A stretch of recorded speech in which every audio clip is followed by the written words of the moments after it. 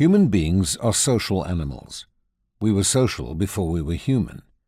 The French philosopher Jean-Jacques Rousseau once wrote that in the state of nature, human beings had no fixed home, no need of one another. They met perhaps twice in their lives without knowing each other and without speaking. Rousseau was wrong. Fossil finds show that 5 million years ago, our ancestor, the half-human, half-ape creature known to anthropologists as Australopithecus africanus, lived in groups as our nearest living relatives, the gorillas and chimpanzees, still do. As Australopithecus evolved into the first truly human being, Homo habilis, and then into our own species, Homo sapiens, we remain social beings.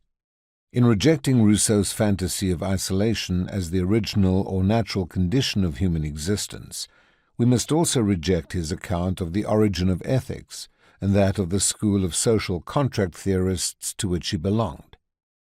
The social contract theory of ethics held that our rules of right and wrong sprang from some distant foundation day on which previously independent, rational human beings came together to hammer out a basis for setting up the first human society. 200 years ago, this seemed a plausible alternative to the then orthodox idea that morality represented the decrees of a divine lawgiver. It attracted some of the sharpest and most skeptical thinkers in Western social philosophy. If, however, we now know that we have lived in groups longer than we have been rational human beings, we can also be sure that we restrained our behavior toward our fellows before we were rational human beings. Social life requires some degree of restraint. A social grouping cannot stay together if its members make frequent and unrestrained attacks on one another. Just when a pattern of restraint toward other members of the group becomes a social ethic is hard to say. But ethics probably began in these pre-human patterns of behavior rather than in the deliberate choices of fully fledged rational human beings. 18th century philosophers like Rousseau had little information to draw on about the social behavior of non-human animals, and they knew even less about the evolution of human beings.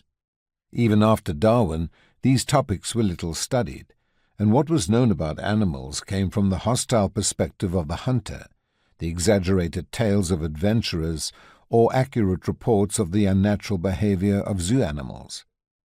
Only in recent years have both the study of animal behavior in the wild and the study of human evolution advanced to the point at which we can claim, with some confidence, to know something about ourselves and our animal ancestors and relatives. The most impressive attempt to bring all this new information together is Edward O. Wilson's huge book, Sociobiology, The New Synthesis, which appeared in 1975. Wilson defines sociobiology as the systematic study of the biological basis of all social behavior,